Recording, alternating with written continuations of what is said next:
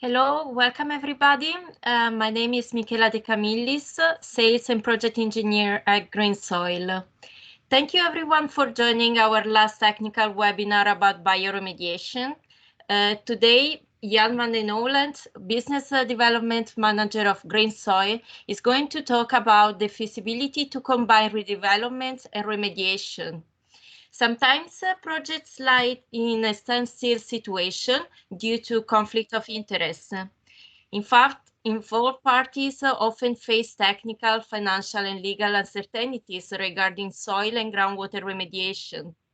In our webinar, we will present some of our cases and lessons learned where bioengineering and total remediation contracting has unlocked redevelopment issues at brownfield sites. We are going to share with you how a combination of technical, financial, and legal solutions can overcome the most challenging conditions. Jan's presentation will last about 45 minutes, after which there will be time left for questions and answers. You can write your question in the chat, or you can send an email to m.decamillis@greensoilgroup.com. And Jan will answer them at the end of the presentation. If you have any other question that comes up afterwards, email us and we'll come back to you with the answer. This webinar will be recorded and available to be shared, so don't hesitate to drop us an email in case you want the registration. In the chat, you can find the survey document to download. We would really appreciate if you could fill in and send it back to us. I kindly ask you now to turn off your microphone and camera and enjoy the webinar. As I don't have anything further, I'm going to hand over to Jan. Thank you, Michela. Good afternoon, all. My name is Jan van den Oland, working as a Business Development Manager Benelux for GreenSoil Group, and I'm very happy to see so many participants in our webinar today. I'm also very pleased to see some familiar faces from Belgium and the Netherlands, but also a very big welcome to all other international participants. I hope everyone is keeping themselves safe and mentally healthy in these times of social lockdown, and I hope I will be able to provide some welcome distraction in the upcoming hour. Although I hope to be able to entertain you for about an hour, our main goal of today and of these webinars is to share some lessons learned. Today we will be talking about how remediation and redevelopment can go hand in hand. Redeveloping contaminated sites can be quite a challenge. Involved parties are often facing technical, financial, and legal uncertainties regarding soil and groundwater remediation, and from its inception, GreenSoil has proven to be a reliable partner for anyone dealing with reconversions of contaminated sites. In our third webinar, I will present some of our cases and lessons learned and share with you how a combination of technical, financial, and/or legal solution can overcome the most challenging conditions. I will be presenting 3 different projects. Each of these projects can have me rambling on for an hour or so I will be trying to keep it to the point and concise. I do hope that me rushing through these projects will trigger some questions from you and we can have a discussion afterwards. Should you have any question after this webinar, please get in touch by using these contact details. Let's kick things off with a quick introduction. Those of you who joined our webinar previously already have been introduced to our company, so I will try to keep this very brief. We as GreenSoil pride ourselves on being a knowledge-driven, specialized, innovative, and international remediation contractor. We were founded in 2016, so we will be celebrating our 5-year anniversary this year, and we are currently approximately 28 staff, many of them having over 15 years of experience in bioremediation. We have offices in Belgium, Netherlands, Italy, Brazil, and Chile, and are ISO and VCA certified, as well have several country-specific certifications, such as the Achilles Protocol in Flanders and the required BRL certifications in the Netherlands. We are specialized in in-situ and on-site remediation techniques, but are a general contractor and have performed all types of soil and groundwater remediation techniques. Often, as you will see in the webinar of today, in redevelopment projects, we combine several remediation techniques, such as excavation and an in-situ system, to aid for a swift turnaround of sites. From the get-go, we have a strong focus on innovation and we are knowledge-driven. As John Beck, our R&D manager, explained last week, we not only focus on the more usual suspects, such as BTEXs, TPH, and VOCs, but we invest a lot of time and resources in research to assess the bioremediation potential in emerging contaminants and atypical compounds. Due to our focus on bioremediation, we have also sustainability imprinted in our DNA. Finally, just as most companies, we pride ourselves on being client-oriented. Although I feel that our client site-specific and tailor-made solutions from both the technical point of view as well as creative contracting possibilities really make us earn that title. In this slide, we provide an overview of our R&D projects. As explained by John in our previous webinar, you will see quite some atypical contaminants for which we have been looking into the potential of bioremediation. As you can see, we have been doing projects all over the world and have been investigating a whole wide range of contaminants. John already explained a lot of them previous webinars, so I'm not going to spend too much time here. This slide provides a sample of our full-scale projects. We have now been doing projects in over 12 countries, often moving from feasibility assessments or pilot scale projects, and have been awarded full-scale projects by satisfied clients. The projects we will be tackling today are more traditional remediations, but are atypical projects in that sense that they are always combined with a redevelopment and often a combination of treatment techniques and an application of legal or contractual exceptional projects. So much for the introduction. Let's move on to the projects. I will be presenting 3 projects. In Project 1, the biological approach for tackling the contamination unlocked the potential for a redevelopment of the site. The site is located in Mechelen, Belgium. In Project 2, we present how a combination of legal and technical solutions enabled a swift handover of the site by transferring liabilities, and how it resulted in a state-of-the-art wind turbine which is providing renewable energy on top of the former hotspot of the contamination. This site is located in Geel in Belgium. Finally, in Project 3, located in Venray in the Netherlands, we showcase how a combined transfer of liabilities, together with a well-thought-out in-situ bioremediation approach and the application of our cyclic design, unchained a block brownfield redevelopment project. One may wonder why all these projects are in Flanders or the Netherlands, and the answer is quite straightforward. Both of these regions have already implemented a clear legislation regarding soil contamination and remediation, and as such have enabled that the market has more or less fully matured. In other countries, remediation or redevelopment is only or often only possible on sites which are already completely remediated. Furthermore, as Flanders and Netherlands are very densely populated and built, there is often a need for redeveloping land, as greenfields are most of the time not longer available. Due to the maturing of the market, alternative contract forms are possible, and atypical remediation projects, which are often less technical driven, but which put the concerns of the problem owner and the developer up front, are more and more coming up. And I think this is a trend we will see in the market for the upcoming years. Moving on to project number 1. The first project we will be sharing is one of our first projects in Belgium. We have been working on this project since 2016. We hope to be finished by 2022, as things are looking very bright for us. The project scope was a full-scale CVOC remediation, which GreenSoil took over as a lump sum contract with a guaranteed result. The timing for the project was critical, and the combination of remediation techniques, as I'll explain later on, was used to achieve the results. Some background information. From the 70s till 2012, a metal treatment company was located and active on this site. Due to the activities, contamination of CVOCs was observed till depths of 16 meters below ground level. Contaminated groundwater volume was estimated at about 5,000 cubic meters. In between 2001 and 2013, a pump and treat hydraulic barrier had been operating at the capacity of 10 cubic meters an hour. Although this remediation was quite costly, minimal mass had only been removed, and as the source area was not identified properly, this pump and treat most likely resulted in a further migration and a further spreading of the contamination.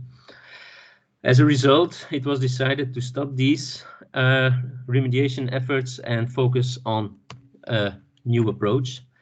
So in 2012, the site closed down and the pump and treat remediation technique was stopped.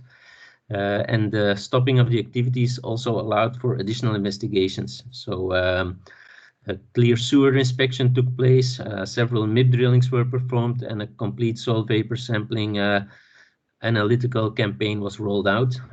Also, the presence of DNAPL was thoroughly assessed.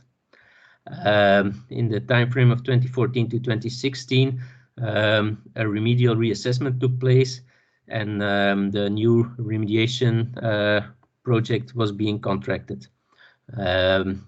Key topics in this were that payment was being done upon milestones, that contract would have been result driven, and that we would have a time frame to perform the works during 5 years.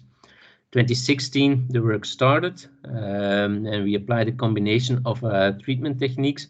We did excavation of the source areas, direct push injections of carbon source to kickstart the remediation, and then an in-situ recirculation, combining extraction and infiltration with an above-ground dosing of carbon source.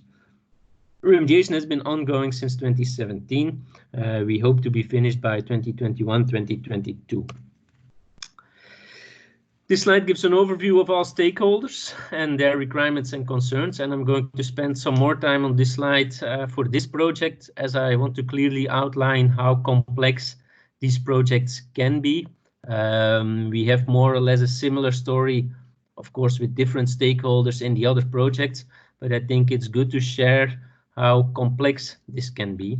Specifically for this project, we had the client. His concerns was that he wanted to cap his financial liabilities regarding the remediation costs. He wanted to maximize the land value in context of the redevelopment, and he wanted to have only one contractor, so all the works, including demolition, but also preparing the plot for redevelopment, needed to be included. Then we had the buyer or the redeveloper. They were looking for no remedial liabilities. They wanted no limitations for future redevelopment, so no impact regarding timing, areas where it could be built upon, yes or not. So just consider it as a, maybe you can call it a virtual greenfield. That's what they were actually looking for. And then they had strict timing requirements regarding the redevelopment. Aiding the client and the buyer redeveloper was the real estate agent. In this case, it was Jones Lang LaSalle, and they wanted to align the interests of the seller and the buyer, find a compromise, and they wanted to be able to transfer the site as the virtual greenfield. We, as a remediation contractor, prepared the proposal based on a commitment on results with an innovative approach. We integrated the demolition and the asbestos removal. We prepared some contractual commitments with the client and the redeveloper, and we were finally awarded to perform the remediation works.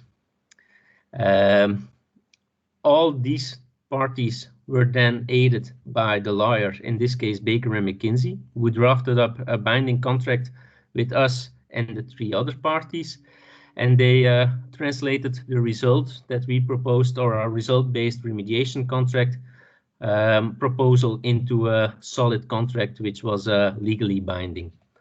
Then, of course, you have the independent soil remediation expert. In this case, it was Rambol. They had been involved in the project for a long time, had been doing additional investigations, performed a second opinion on the ongoing pump and treat remediation. They compared and aligned the remediation goals with the legal requirements, drafted the remediation action plan, supervised remediation works, and also the party who are now involved regarding monitoring and evaluating of the interim results. And then finally, to make this all possible and to give it a seal of approval, you have the local regulator, in this case OVAM, who approved the financial guarantee. This is the bank guarantee that the client had to put when they wanted to hand over the site to the buyer, and they also approved the remediation action plan. As you can see, with all these parties involved, things can get quite complicated, confusing very quickly. Remediation is quite often a complex matter with a lot of uncertainties and assumptions. And as people like us, and I think most people attending this call today, who are often working on the technical side of the discussion, things can often seem obvious for us, but clear communication is very important and is key to make projects like this succeed. Things that we find self-evident as technical people most often are not for people with, for instance, a legal background. We understand the heterogeneity of the soil. We understand that there may be some differences in analytical results, but other people with different background, for them, this is very new, and you always should make sure that assumptions and defining metrics like remedial targets are very clearly stipulated and understood by all the parties which are on the table. Understanding each other, working together to find a solution that satisfies everybody's needs is the only way to move projects like this out of a deadlock situation, and is also often the most complicated or the most complex challenge. As an engineer, this can sometimes be a challenge, but I think this is where you can make the difference. In this case, we were able to convince the client from our approach and agreed on a contract in which we would deliver the remediation works for a lump sum contract amount and would get paid once several milestones were achieved, set against the strict timing backdrop. Moving on to our approach and what we actually did after all the negotiating and getting everybody aligned. So at first we performed the demolition and asbestos removal. This was then followed by additional pre-remedial investigations, the cyclic design. I will come back to this in project 3. And then the identified source areas were excavated and we installed an in-situ underground remediation system at 2 meters below ground level. By installing the system at this depth, we are not imposing any restrictions on the redevelopment of the site, and the installed system allows for a recirculation of groundwater to stimulate the anaerobic degradation of the contamination. Following slides show some pictures of the works and the technicalities of the remedial concept. So we had an excavation of the source areas, then the direct push injections in the bottom left of the slide. We opted for this approach to dose high concentrations of nutrients and carbon source to kickstart the remediation, and then the installation of the recirculation wells and the underground finishing of all the pipeline network. As you can see in these pictures, this is how it was completely finished off, and then it was backfilled with soil. And then at the border of the site, we had our several remediation units, which were then connected through all the piping. And as you can see, also this can get quite complex, but as we have such much experience with doing this type of works, this is more or less our second nature. The bioremediation approach itself, it has been already clearly talked about by Rogier and by John earlier on. So we're not gonna go in too much detail, but I do want to give some concepts for people who are only joining this call today. So the approach for the recirculation is that we create a big bioreactor in the soil where we create optimal conditions for microbial activity by dosing substrate as an electron and carbon source with nutrients. This will then in turn stimulate the microbiological activity, and they will degrade the contaminants, in this case perchlorethylene, to its degradation products until the final degradation product 18, which is a harmless gas. This is how a schematic overview of our installation. So extraction wells are connected to each other with manifolds, which allow for each well to function as either an extraction or an injection well. And we then have the above ground dosing of the nutrients and the carbon source, and then the extracted water is being infiltrated back into the subsurface. We do have a short simulation on how it looks, so I'm going to show this right now. So you'll see extracted water being pumped up, going through the different manifolds. Then we have the dosing of the nutrients, and the water is being back infiltrated in the several infiltration systems. Everything is incorporated in a sealed container, which is equipped with a control panel acting as more or less the computer and the motherboard and the monitor of the full system. And this is a map drafted by Rambal, the remedial expert, and it shows the full layout of our different monitor, our different extraction and infiltration wells. Those are the red dots. Then you have the different monitoring wells, the blue dots, and the black dots are the locations where we did the direct push injections. So as you can see, quite a rigorous system has been installed, and this is how it looks in real life. So yeah, on top level, nothing is to be seen. This plot is ready to be redeveloped, and in the background you'll see the different remediation units. Within the units you have all these manifolds, and then the carbon source is located in an above ground storage tank and is dosing the nutrients and the carbon source to the extracted water. We have some graph with results as well. The installation has now been running for over 2 years, and we are observing very good results. The level of contaminants have been dropping rapidly, and this is a result of our combination of techniques. The excavation of the source areas prevents further leaching. Installing the in-situ recirculation system makes sure that we keep the remediation in situ ongoing, and by dosing the high concentrations of carbon source through the direct push injections, we were able to kickstart the biological degradation. And overall, yeah, we consider this project a big success. Both client and all parties involved are quite happy with how the project is moving along. We expect that the targets will be achieved in all wells within the upcoming months. The plot is currently in redevelopment. Together with all the stakeholders, this event has been a successful remediation and one of the first great projects that GreenSoil has been able to take on.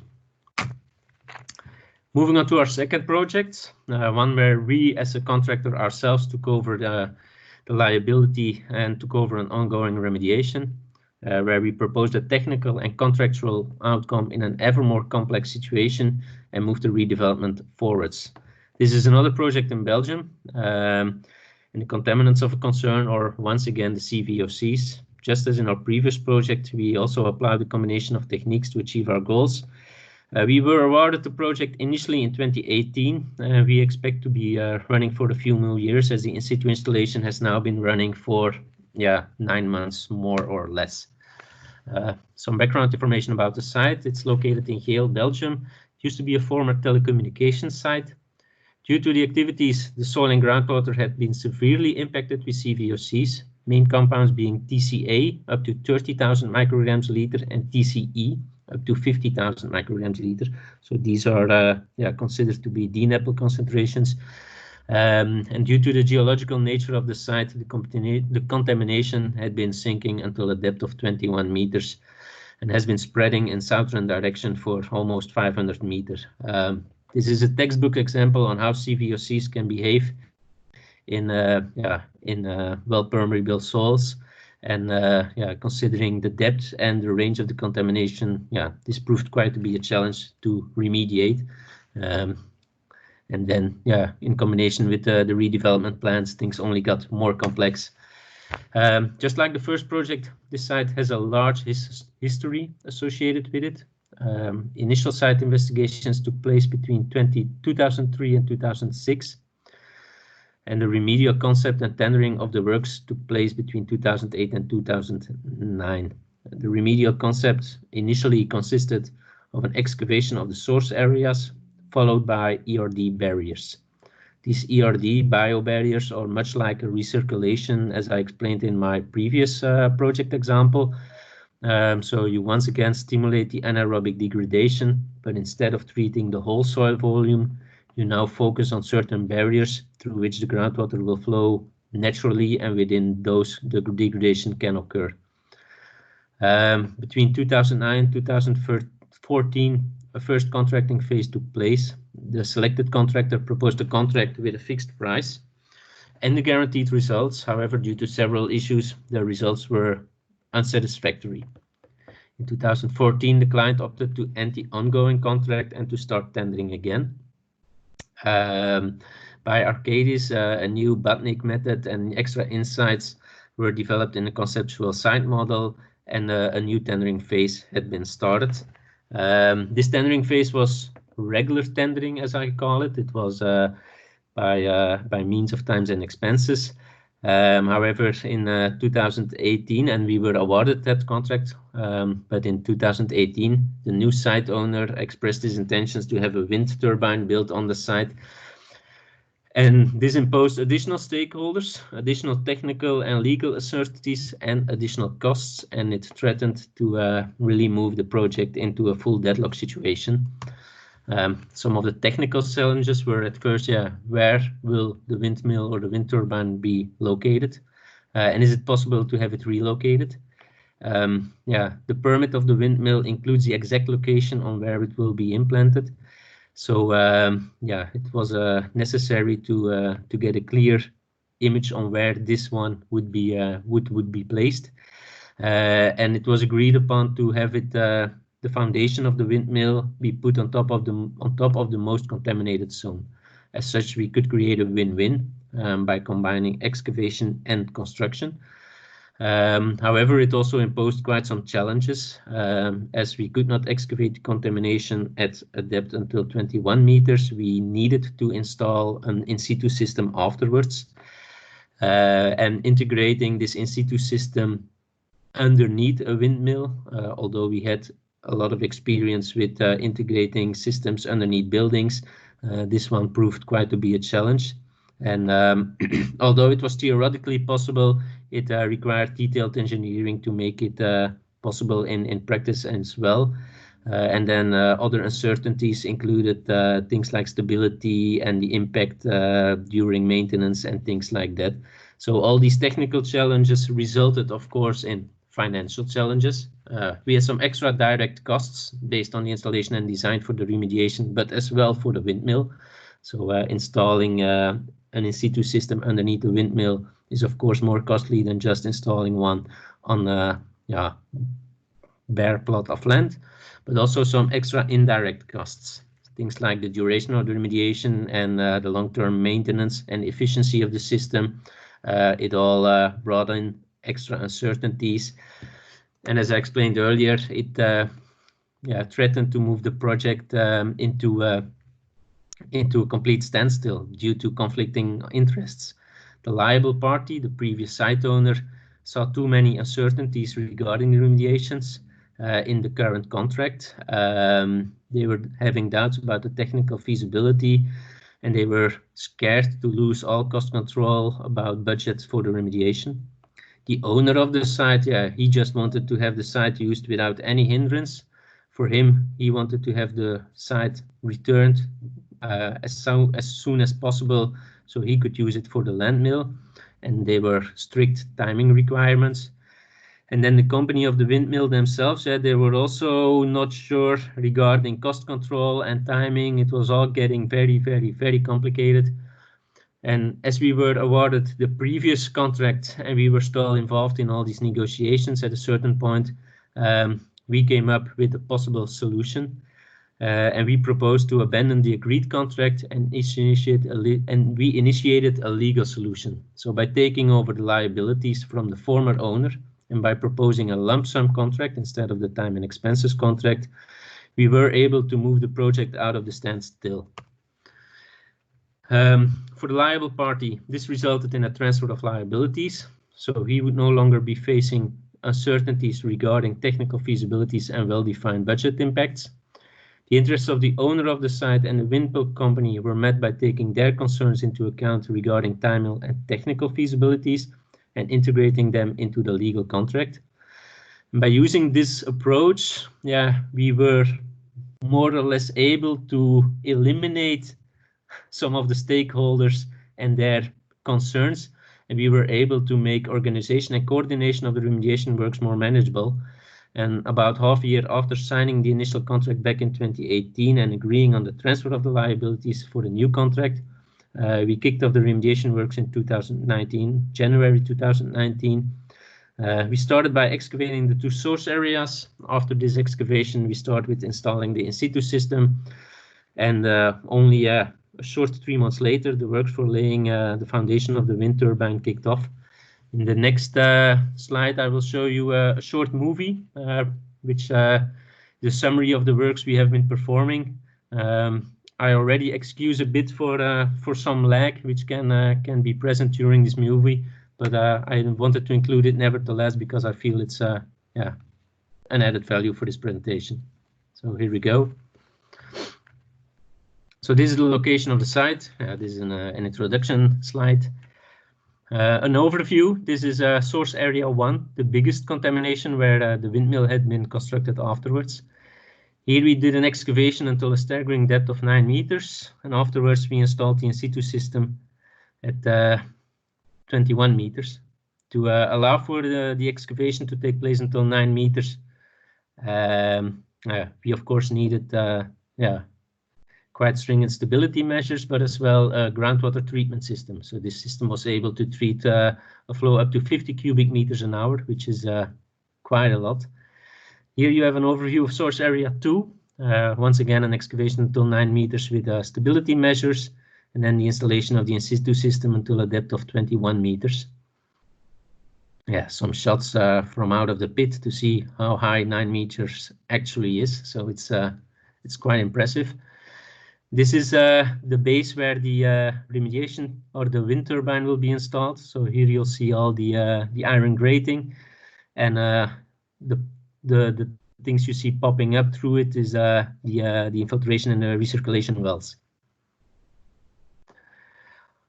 More down gradient, we have installed the bio barriers. We installed four bio barriers on the site until depths of 21 meters, and they were once again installed subsurface because, as you'll see in some of the following pictures, the site has a lot of big activity going on. So we made sure that all this transport would not hurt our precious system, which is installed underneath. And that's a quick summary of our works. This is the finished picture. It provides an overview of the metal grating prior to our concrete pouring. And if you look closely, you can see how the in-situ system has been integrated in the design and how it allows the operation of the in-situ system after installation of the wind turbine. It has been quite complex, but it has been a delight to be involved in these type of projects, and it's where we as GreenSoil feel are right at home. The installation of the turbine has been finished last summer. So if you drive near the area, you can see the windmill popping up. It's one in a series of 3, and it's the biggest one installed in the mainland of Flanders. So I think it's quite an achievement, and it's really a privilege to be working on these type of projects. We are operating the system since the summer of 2019, and we already have some preliminary results from last month, which are shown in these graphs. Overall, one can already see the impact of the system. The concentrations in groundwater of perchloroethylene and trichloroethylene are decreasing, and we are seeing an increase in byproducts, especially in cis, but also in vinyl chloride. Concentrations are increasing rapidly. This is completely in line with expectations, so things are looking promising, but we do expect that we will be operating this site for a few more years to come. But overall, I think this shows once again how a combination of technical innovation coupled with a contractual legal solution can move a project forward. Moving on to our third project, we finally leave Belgium and Flanders and move to the Netherlands. Once again, a full-scale in-situ remediation with chlorinated VOCs, where we proposed a rigs-based approach to enable the redevelopment of the site. What makes this site unique compared to the 2 projects in the Netherlands is that we did a double transfer from liabilities. At first, we as GreenSoil took over the liabilities from the problem owner, but we then agreed upon remediation goals with Bodembeheer Nederland, who would then take over the liabilities and aftercare from us after we achieve these goals. Bodembeheer specializes in this approach. They have multiple sites in their portfolio and as such are able to spread their risk. And as such, taking over liabilities can be offered at a more competitive price than we can offer as a standalone company. Bodembeheer is semi-backed by the Dutch companies, Dutch authorities rather, and any risks concerning liabilities bouncing back to the problem owner are completely mitigated. And I feel that this approach really helps in developing sites. It's something other countries may want to consider implementing, because I feel that this widens up the market for redevelopment of contaminated sites, not only to brownfield redevelopers, but also to general developers, because associated risks and are more easily mitigated. So I'll explain this in more detail in this project. So once again, a quick introduction. Site is located in Venray in the Netherlands. Activities on site included metal roofing systems and materials for the automotive industry. Once again, an ongoing pump and treat system was operational on the site, but the results proved to be unsatisfactory. Pump and treat system prevented offsite migration, so was successful in that regard, but it achieved no significant mass removal. And as the activities on site had ceased and the site posed some viable ways for redevelopment, an opportunity arose for a new remedial strategy. The client asked for an integral and guaranteed solution, which could be integrated in the redevelopment of the site. And they prepared a tender document which imposed quite a few items for which a fixed price had to be delivered.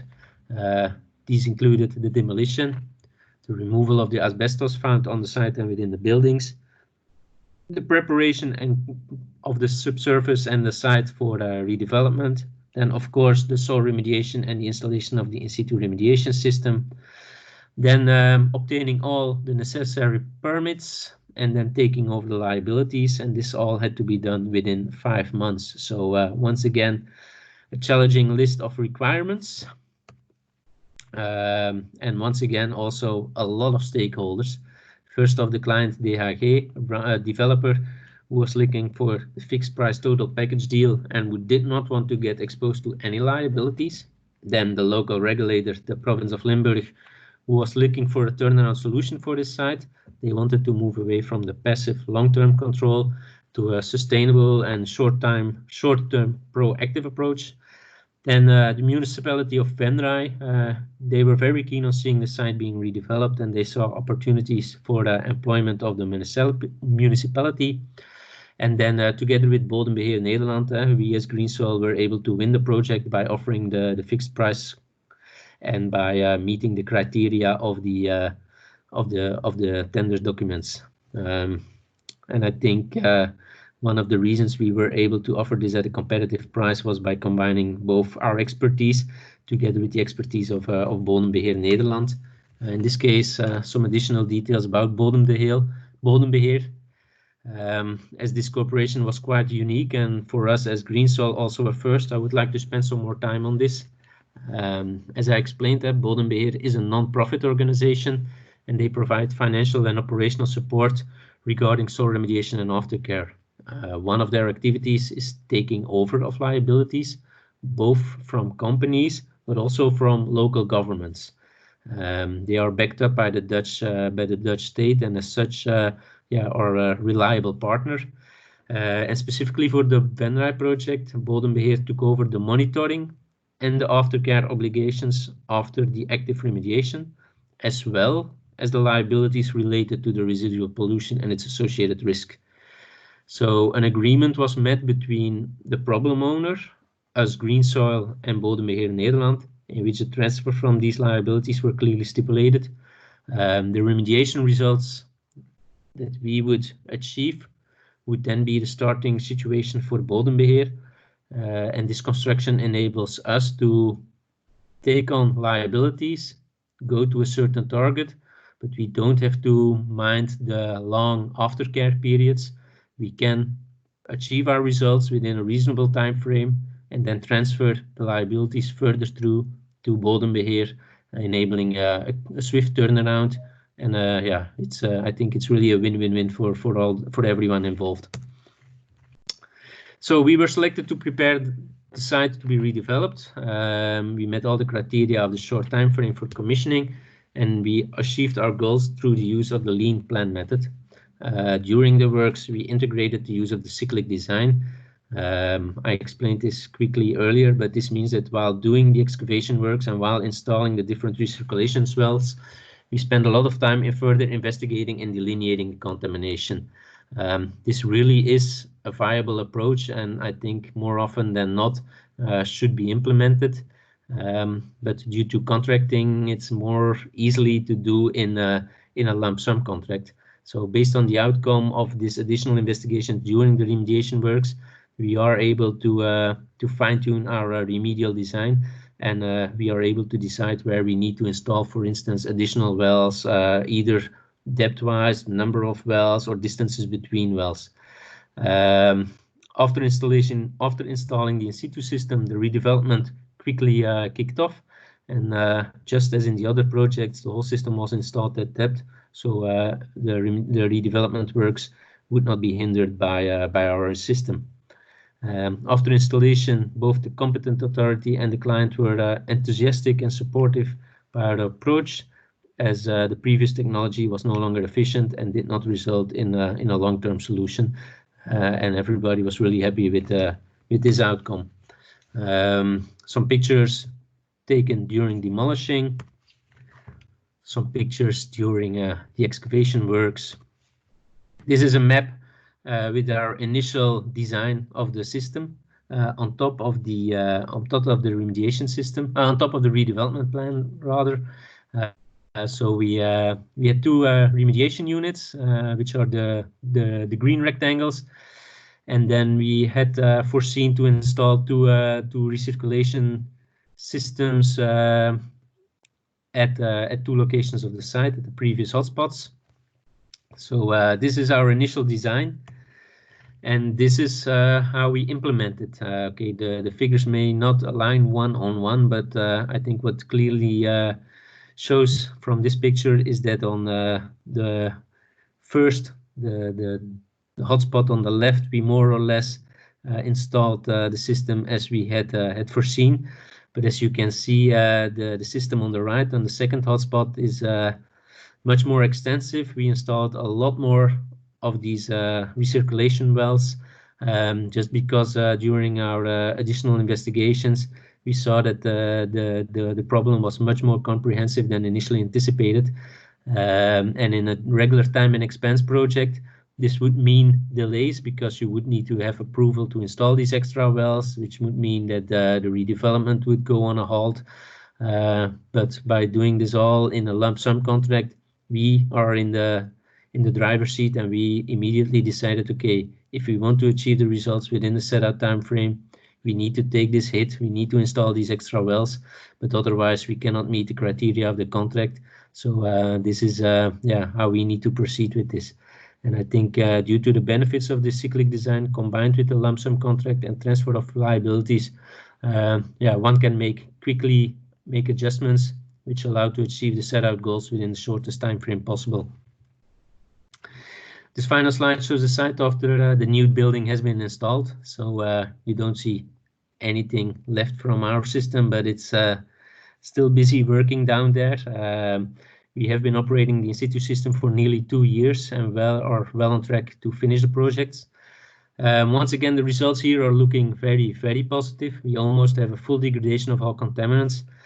And we are currently considering whether or not the proposed aftercare will be required, as the results outperform our expectations. And one could wonder if the second transfer of the liabilities is still required, as maybe there is no longer a need for this long aftercare.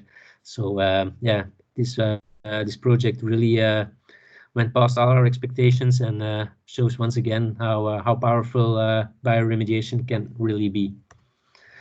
This concludes my presentation. I hope that I was able to share some of our insights, and I want to conclude that I hope that I've showed that remediation and redevelopment really can go hand in hand. It requires a proactive approach, but alternative contracting forms often can facilitate in a quick and swift remediation. We as GreenSoil are always happy to look and aid in specific sites, so if you are dealing with some problems, please do not hesitate to let us know. And should you have any questions, please feel free to ask them or get in touch through email. Thank you very much, and I'll look forward to some questions and discussion. Thanks. Thank you, Jan, for your presentation. I hope everybody found it interesting. I got some questions via email. Some people ask about the electron donor we use. Can you give some more detail and characteristic of the electron donor? Yeah, sure. The electron donor that we used in all these projects is our in-house developed carbon source electron donor, the HaloGS. I don't have all the technical data with me. It's more something that Jean Dijk, our R&D manager, developed in-house with some of our remedial experts. What I can share is that it's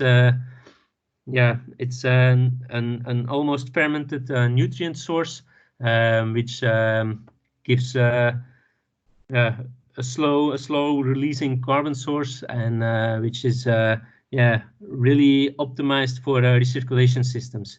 So due to the nature of the product, we don't see the typical clogging in recirculation wells that often. So it's our in-house developed carbon source. If you want additional information about that, I'm happy to provide it. We have some technical sheets available as well, and I can get you in touch with Jean Dijk as well. So for specific questions, please let us know. I do want to point out that we only offer this carbon source with regards to our own remedial systems, as we are not marketing this product on itself. Okay, I'm gonna ask one question per project at this point.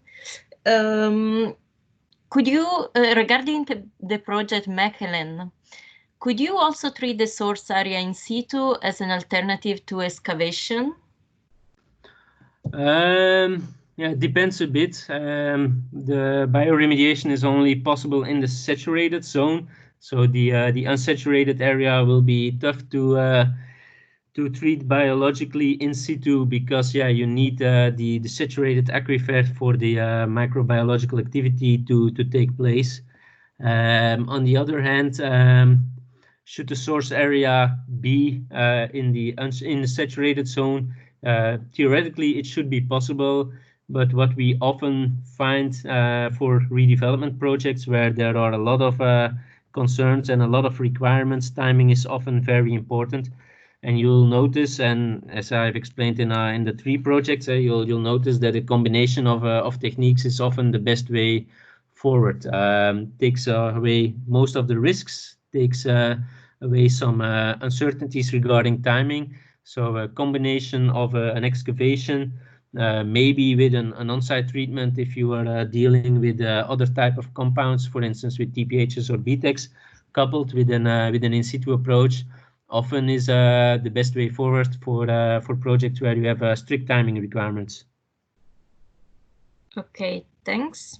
Then we move to the second project. What happens if GreenSoil does not meet the remediation goals of phase? Should this happen, although the results are don't seem likely at this moment, there really isn't any risk involved.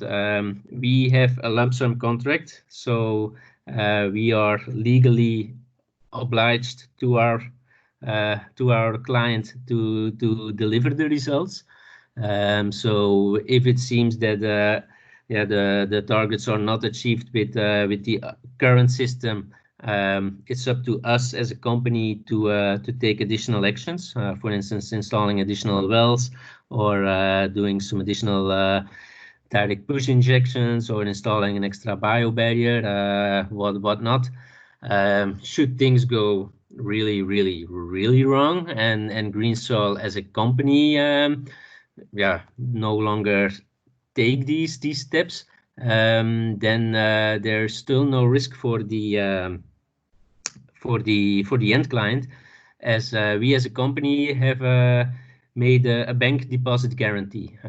So should we not commit to our legal contract, OVAM can interfere, and there is money in the bank which they can then use to have the necessary steps taken for the remediation. So really, there really is no risk involved for the end clients.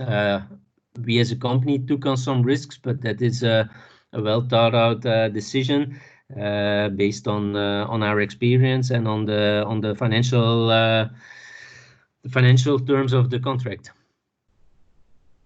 Okay, thanks. Let's say one last question. The project in Geel and Verray involves a liability transfer in line with Belgian legislation. Does GreenSoil takes over liabilities in other countries? At this moment, we have not done so. We are always willing to look into the legal possibilities to do so, but what we have found that it's often legally quite difficult to take over liabilities. As I explained during the presentation, both Flanders and the Netherlands really have a well-developed legislation regarding soil and groundwater investigation, contamination, remediation. And it's legally possible in these areas. It's not always possible in other countries, so we really need to see it from side to side, country to country. We are always open to see what the opportunities are, but it's not always not always straightforward. Okay, thank you, Jan. Thank you, everybody. So if you're interested in the PDF of the presentation or the registration, you can email one of us and we'll be glad to send it to you. We also invite you to fill out the survey that you can find in the chat to let us know what you're thought about the webinars and what topics we should cover in the future. We hope we provided valuable context and insight. We are always available to provide you our second opinion or support you with your works. Thank you, everybody, for joining our series of webinar. Wish you a good rest of the day.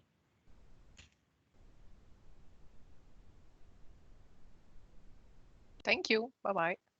Thank you.